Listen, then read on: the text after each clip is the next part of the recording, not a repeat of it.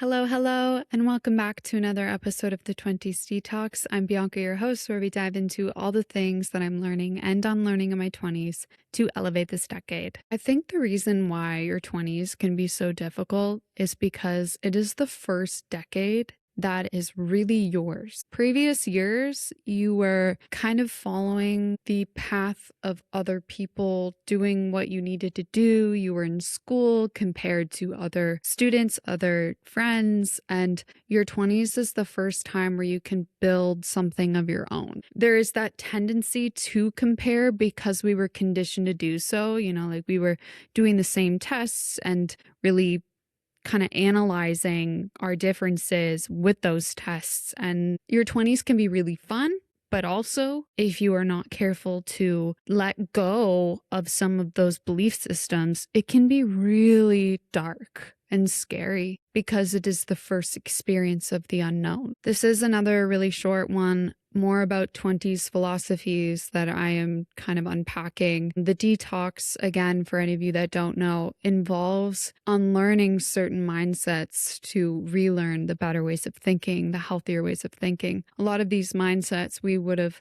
learned in previous years of our lives. I also just really need to talk about like how hard that switch is. Like I think it would be naive to just talk about and say it's really easy to feel abundant during this time when you have lived so long of your life at the same stage, going to preschool at the same time, then kindergarten, then first grade to the 8th grade, and then you're in high school, and then you finish high school, and then all of you guys go into your undergrad. And then after your undergrad, that's when a lot of people go down different paths. I remember when I had graduated from forensic science that I was starting to wake up with this intense pressure I felt. And I had that pressure. The pressure was there throughout my 4 years of schooling. But then it was now looking and seeing all my peers in kind of different areas of life. Like some were getting married, some were pregnant, some were going into their masters, some were going straight into their PhDs, some were not yet finished their undergrad, some were staying and moving into their new apartment, and some were moving back home with their parents. This is the switch when you wake up and realize, I'm not going to live my life with this same thing to compare to, with this mass group of people to compare to around the same area of life. And naturally, you can maybe think, am I behind in some of these areas? There could be the other realization where you feel like I'm actually ahead. And, like in a societal construct standpoint, sure, there's some areas that you could be quote unquote behind or ahead of, but it's really just coming to the realization we are in different lives. We are different people. We have different lives to live. And I just want to go over an exercise, and I'm going to give it for free in the description. It's a part of my guide, Aligned Your Life with the Seasons, but I'm just like wanting to give back because the winter can be dark and scary and gloomy, and there's a lot going on in the world. It can be really easy to feel overwhelmed and sad and lost. Yeah, I hope that this exercise and like way of getting through certain things here makes you feel a bit better and a bit more at ease. The exercise that I like to do, and I come back to at least once a year, but also sometimes twice a year, is revisiting my wheel of life. So the wheel of life is this circle,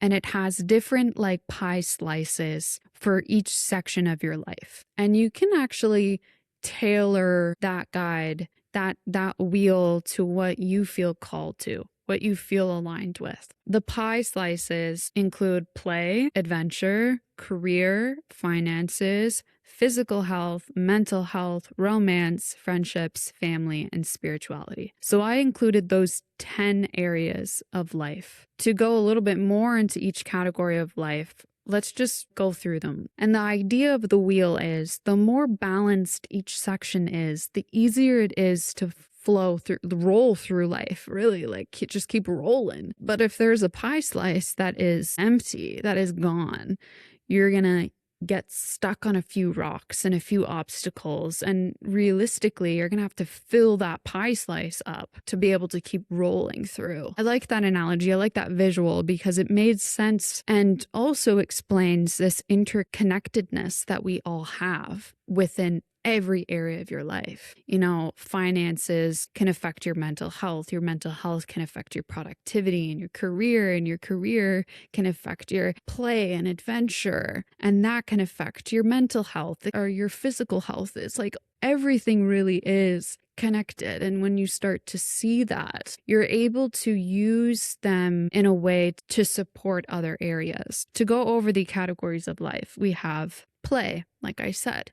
How often do you experience joy, fun, creativity in your daily life? So the things that I like to go about that is that includes playfulness, your inner child being happy. In the last episode, I was just talking about the importance of hobbies in the winter season, but hopefully throughout your year to just have your joy cup filled. It's so important. Life is just not that serious. And it's so important to have play in your life. Other one, adventure. Are you stepping out of your comfort zone, trying new things or exploring new places? Every year I really like to travel. And if I can afford it, then I will travel to somewhere different, somewhere that can teach me a little bit more about culture in that area and what can I get from that. I find that that's really exciting. I also have found that in my day-to-day life, maybe not so much. I do like my comfort. And I recognize ways of me needing to break out of that comfort bubble and trying different places, being brave enough to explore alone and go alone.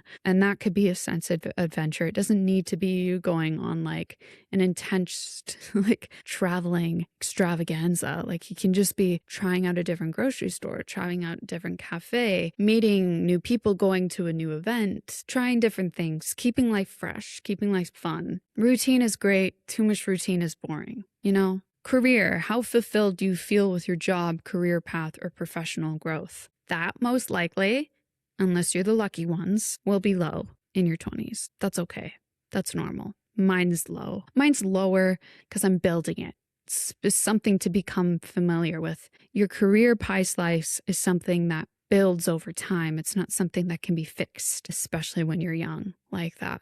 We're young, we're spring chickens. Finances. Are you confident in your financial stability, savings, and spending habits? I think it's important to not overly compare here to other people, generational wealth, their original circumstances. Some of you need to also view that in the sense of being more comfortable with how you're viewing money. For me, my finances actually went up, not because I got a ton of money, but because I feared money less and my money anxiety wasn't controlling me so much. I was able to enjoy my life more without that constantly being a thought at the back of my head.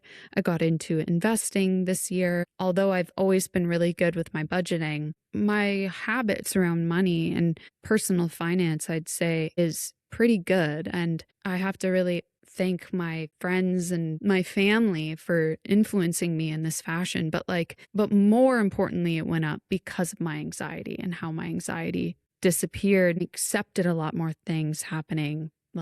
Homes are just going to be freaking expensive. Life is more expensive now. And either we can cry about it and shrivel up in a corner and say, I'll never do anything with my life because of how expensive things are now. Or you can accept it and say, this is what it is right now. What can I do? What can I do? Can I enjoy my life still? Do I need to let certain ideas go? Next are physical health. How well are you taking care of your body through exercise, movement, right? Getting that movement in. Sleep, very overlooked in physical health. We think more in our physical appearance. No, functioning. Your body will tell you. Are you getting sick a lot? That is a sign your physical health is not great. And nutrition. Those three things, exercise, sleep, nutrition. How is that going on in your life? And do you feel like it could be better? Your mental health, do you feel balanced, supported, and mentally at ease? Really, this is, how is your nervous system? How is your nervous system? Despite other things going on with your life, how are you coping? Are you coping in a healthy way or in an unhealthy way? Are you letting yourself feel the emotions or are you just overanalyzing them? That is where you can really determine where your mental health is there. Romance. How satisfied are you with your romantic relationships or openness to love? And in this category, it can also be the romanticizing that you're doing for yourself, like getting yourself flowers and doing things that make you feel beautiful, getting dressed up, looking cute, despite if there's a date happening. I think the romance can be like the love of more than just a partner, but for life and you, most importantly. And I think really a big part is the true openness to love. I saw this creator recently that really kind of like shifted my brain chemistry over like the idea of love. And she's like, a lot of us are kind of viewing love in a way that's like very like scarce and like you need to protect it and not overly share it. She's like, it's just love. Give love. It's just love. Love will come back. And that is like, and yet just another way that we can learn to step into an abundant mindset about something. That's like that's like the detox, if capital T, of getting out of scarcity and into abundance and just seeing that in so many different ways of life. And like, I loved hearing that. I thought that it was really special to remember. And I think I've always kind of struggled with giving love, being open to love.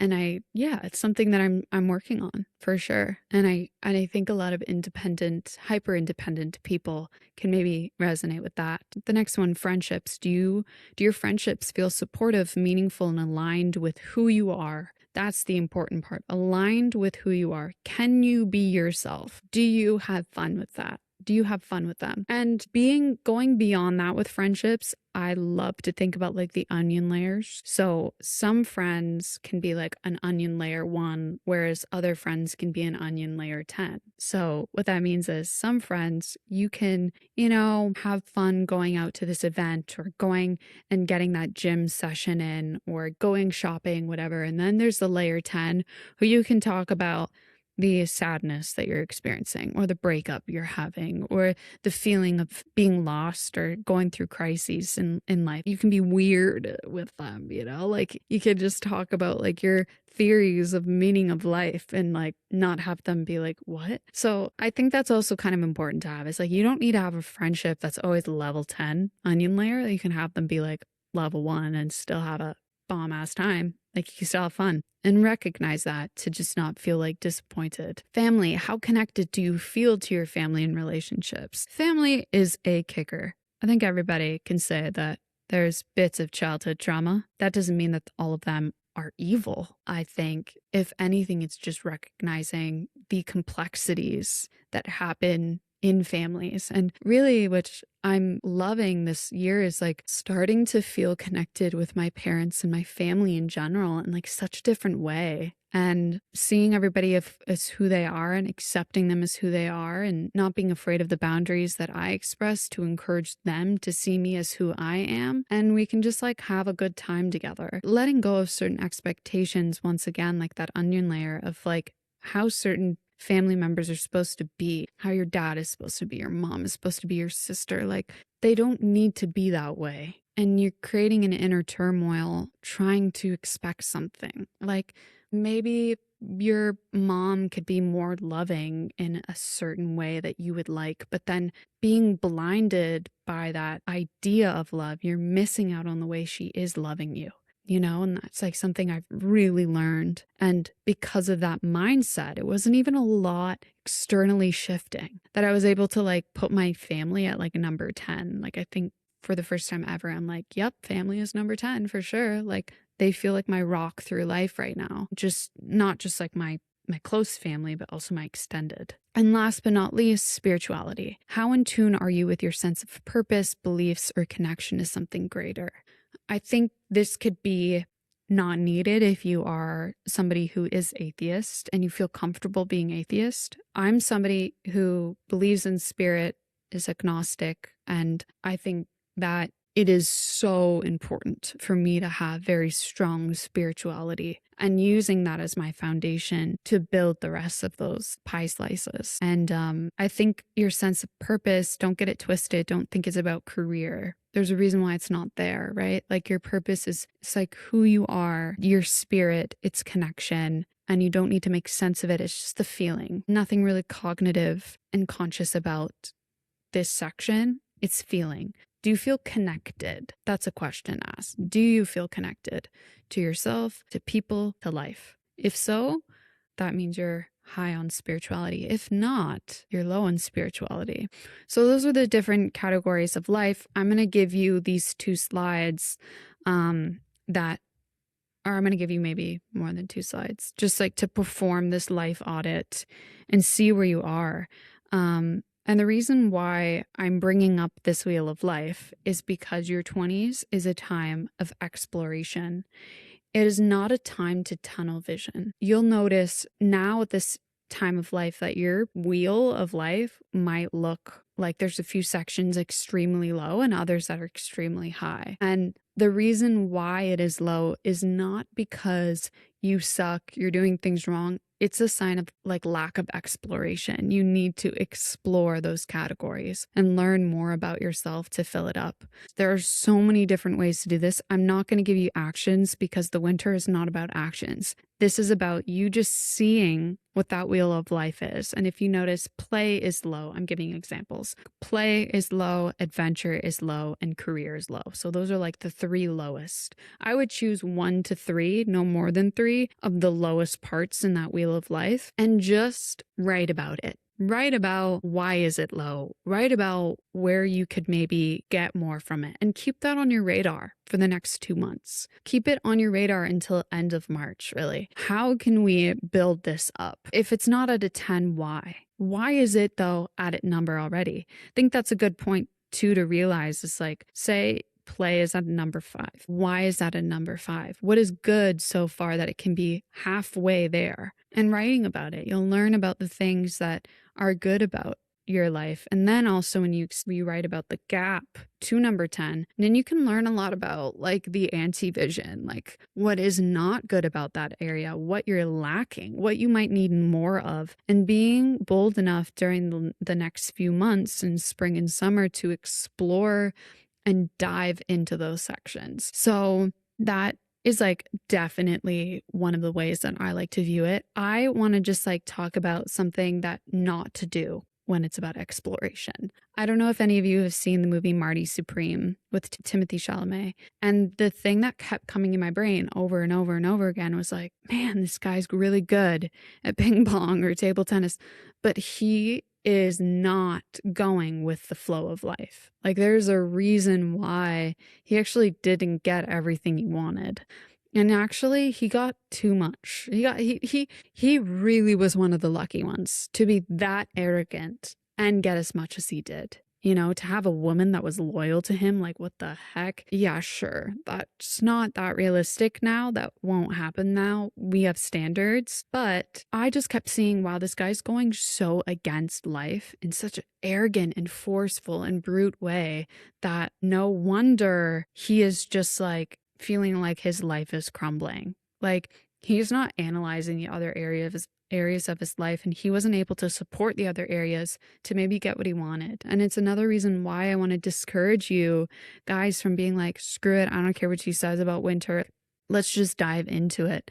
You need that time to come inward, to explore, and just have that vision built before you can move outwards with a bit more intention. Otherwise, you're not spending the time reflecting what is good and what is not good to tailor it. That is your 20s, guys. Like your 20s is reflecting on what you like and what you don't like and being bold to say, I'm done with what I don't like. Let's move on. I don't want us to feel like we're later through our lives and we didn't explore and we didn't move on. A friend of mine, family friend, she was like, I feel really bad for like other people that were like who I started working with and like never change their position and never tried a new company, never tried a new position in their life. Money aside, the fact that because she did that, she was able to grow more financial wealth, but she was able to learn more about herself, and it gave her more purpose because it's just exploration.